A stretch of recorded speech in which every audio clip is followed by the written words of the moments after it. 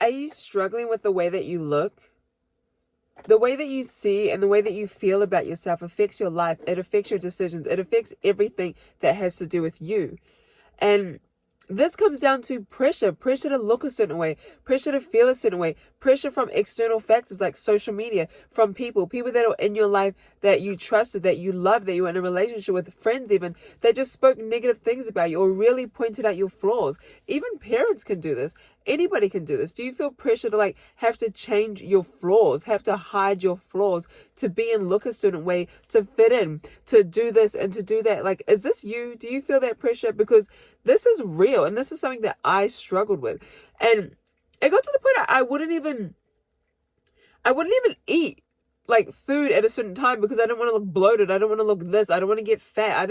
And why? For pressure to look and be and feel a certain way. It was mind blowing. This affects your behavior. It affects the way that you see food. It affects the way that you live life. It affects everything about you. And when you're struggling with body image, and when you're struggling with the way that you look and the way that you feel, and especially about yourself, it stops you from living purpose. It stops you from living life every single day because you're so concerned about what people think about you. You're so concerned about how you feel or how you look or what you should be doing or what you should be looking like. It's so real. And if you're struggling with that, you don't have to. You're fearfully and wonderfully made. We are created for a purpose and on purpose. And we have to embrace this, because if we don't, we miss out. We lose out on who we are.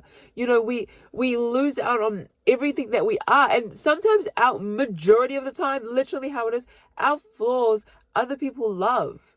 I remember when I was in a relationship and I didn't look, I'm not going to get too deep about it, but I didn't like a certain thing about myself, but he didn't mind. And he didn't actually care. He didn't even mention anything about it. And it had me thinking oh my gosh, that's what I'm saying. It's all in your head.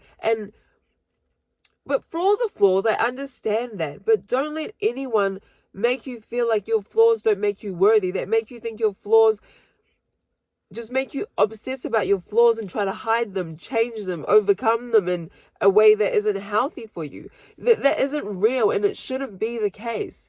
These are lies that make us change our behavior.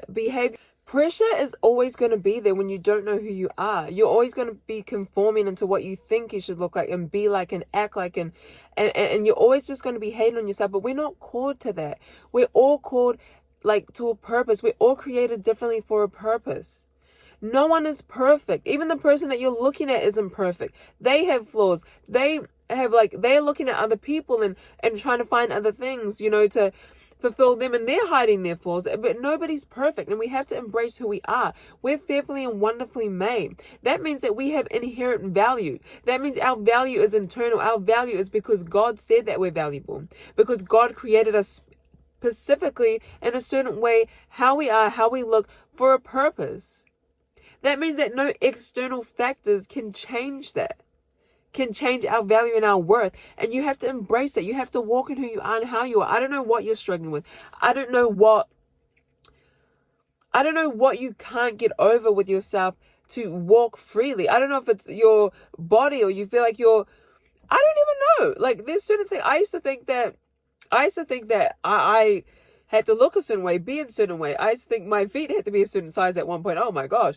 It gets crazy, but it's just lies. These are lies in our head to stop you from being who you are and walking in the fullness of who you are created to be. If I was going to let flaws stop me, I wouldn't be making this video right now because of X, Y, and Z. You know what I mean? So just remember that nobody's perfect. Everybody struggles, but we're called to be empowered. God wants us to be empowered in who He created us to be.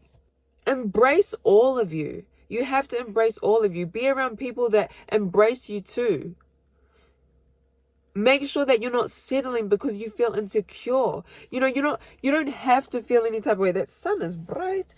You don't have to struggle with the way that you look and not feeling good enough, because you are good enough. Because God says that you're good enough. Our value comes from the inside. Our value comes because we're fearfully and wonderfully made. We're a masterpiece. So embrace all of you. Look at the good things. Surround yourself with good people. Don't believe the lies. If anyone has spoken over you, if something that's not wrong with you, if you're not good enough, that's not true. Because all of us are good enough.